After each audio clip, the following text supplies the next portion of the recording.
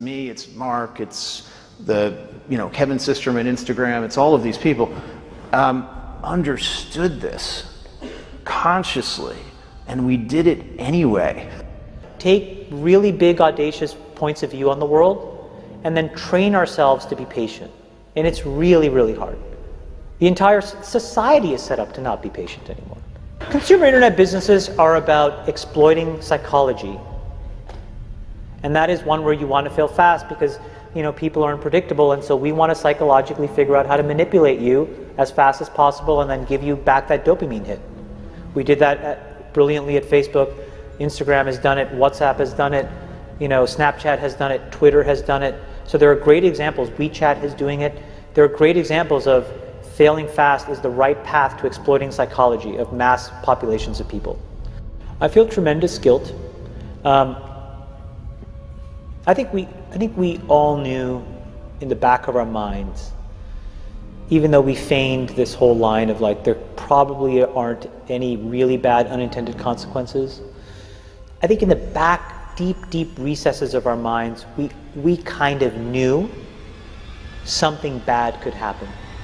But I think the way we defined it was not like this. Turn it off. That's what I would say. It's hard for young people now because they're hooked. They're addicted. If you don't think you're addicted, and I'm talking about anyone, from the highest to the lowest, if you don't think you're addicted, then see if you can turn it off for a week. It got quiet in here, didn't it? Didn't it get real quiet? It's a tool. So we should use it. God has blessed us with free will. Now it's free will magnified, free will on steroids. You're free to go in any direction you want. It will allow you, and it's not the enemy. It's just a reflection of our own free will. And we all want to be liked. But now we want to be liked by 16 million. And will now some of us do anything to be liked. We used to do anything to be liked, but it was by the person in front of you. Now it's to be liked by 16 million people that you don't know. We have to ask ourselves, what is the long-term, if not the short-term effect of too much information?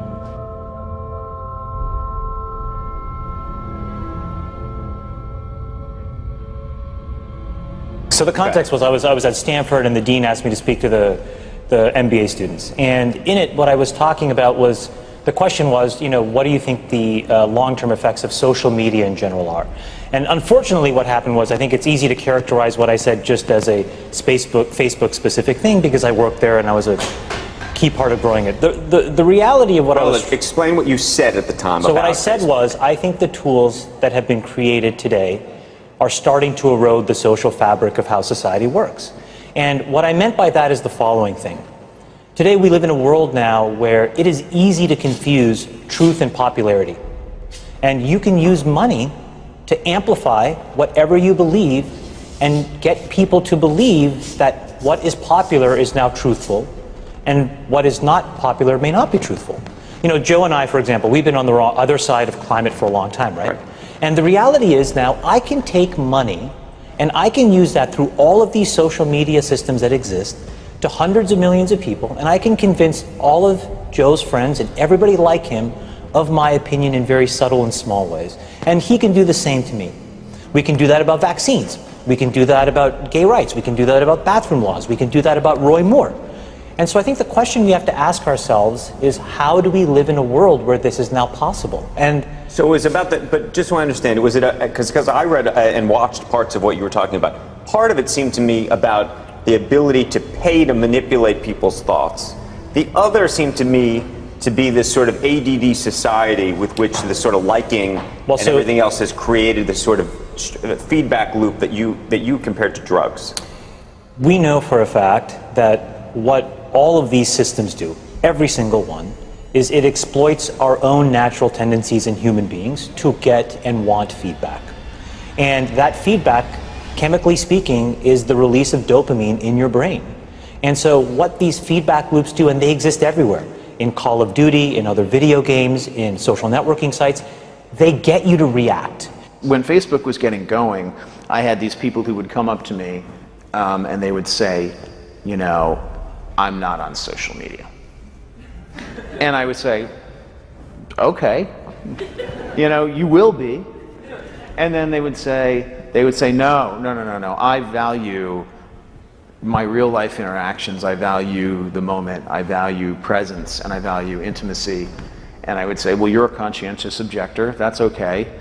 You don't have to participate, but we'll get you eventually.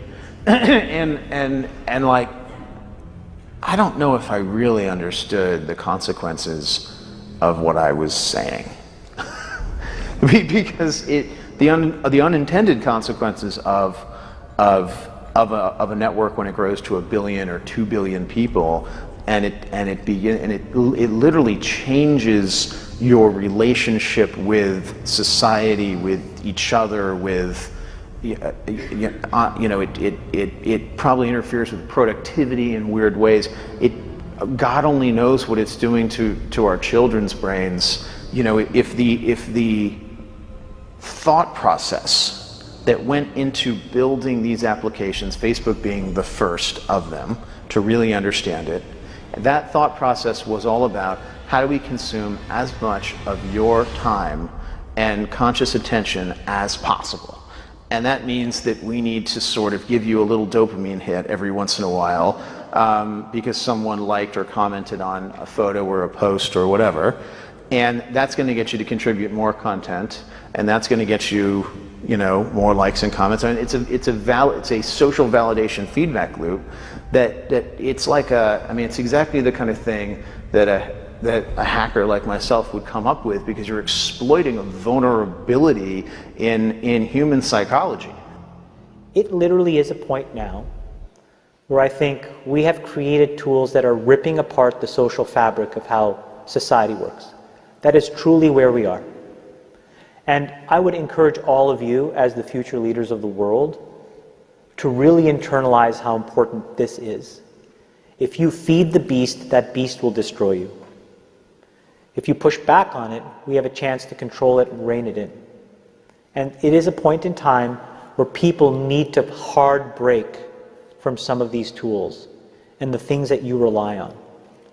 The short-term dopamine-driven feedback loops that we have created are destroying how society works.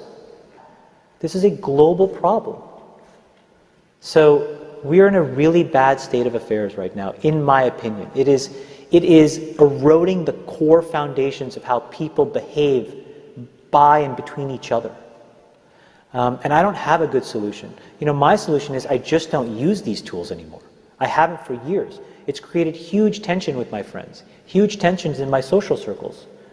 If you look at my Facebook feed, I've posted maybe 2 times in 7 years, 3 times, 5 times. It's less than 10. And it's weird. I guess I kind of just innately didn't want to get programmed, and so I just tuned it out. But I didn't confront it. And now to see what's happening, it really bums me out. Think about, there were these examples where there was a hoax in WhatsApp where in some village in India, people were afraid that their kids were going to get kidnapped, etc.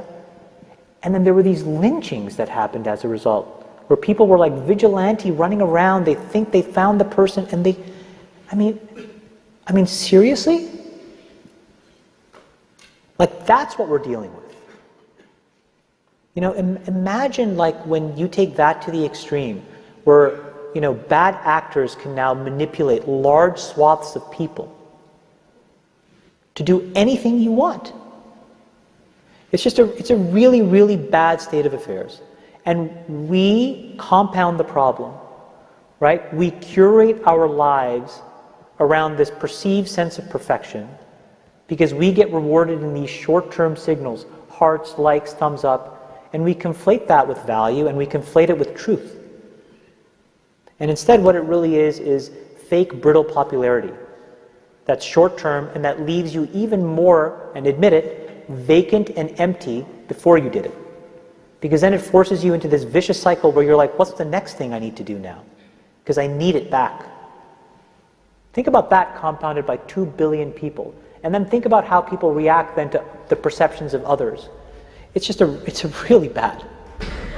So you're training your brain here, whether you think it or not, whether you know it or not, whether you acknowledge it or not. Acknowledge that these things where you're spending hours a day are rewiring your psychology and physiology in a way that now you have to use to go and figure out how to be productive in the commercial world.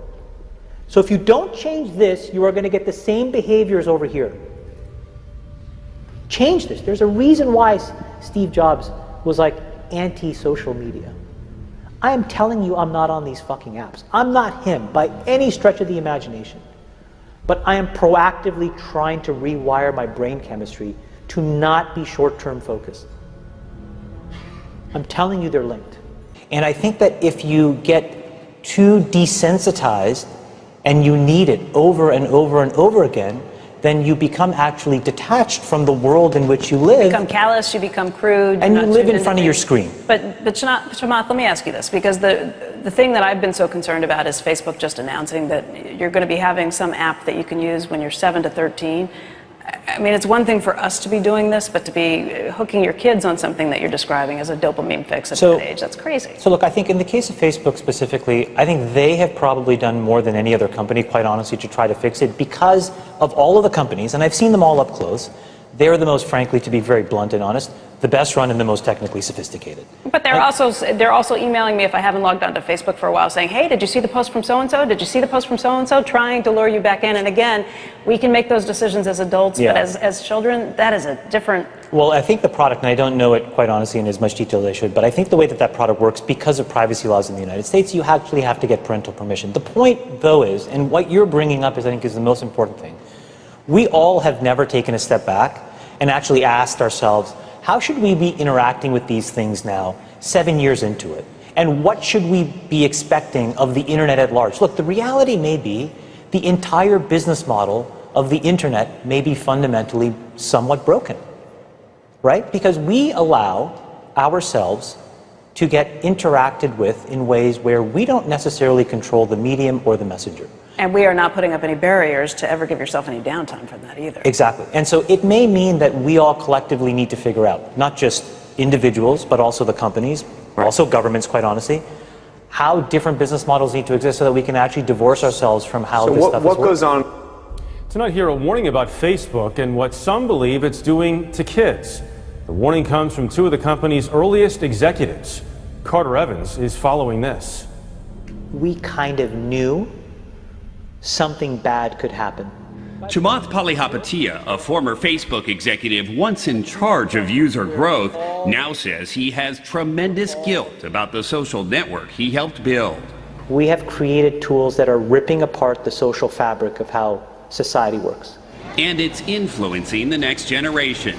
Studies show 92% of teens go online daily, and 1 in 5 young people regularly wake up in the night to send or check messages on social media. People need to hard break from some of these tools and the things that you rely on. The short-term dopamine-driven feedback loops that we have created are destroying how society works. No civil discourse, no cooperation, misinformation, mistruth. Bad actors can now manipulate large swaths of people to do anything you want. He's not the only social media executive blowing the whistle. Former Facebook president Sean Parker recently said the initial goal was to get people hooked. You're exploiting a vulnerability in human psychology. The inventors, creators understood this consciously, and we did it anyway. We have to hold the tech industry accountable. Jim Steyer is founder of Common Sense Media. They, in many cases, have ignored the consequences, some of the downsides of some of the innovations they brought to our society. You don't realize it, but you are being programmed. It was unintentional, but now you got to decide how much you're willing to give up. When Facebook was getting going, I had these people who would come up to me and they would say, you know, I'm not on social media. And I would say, okay, you know, you will be.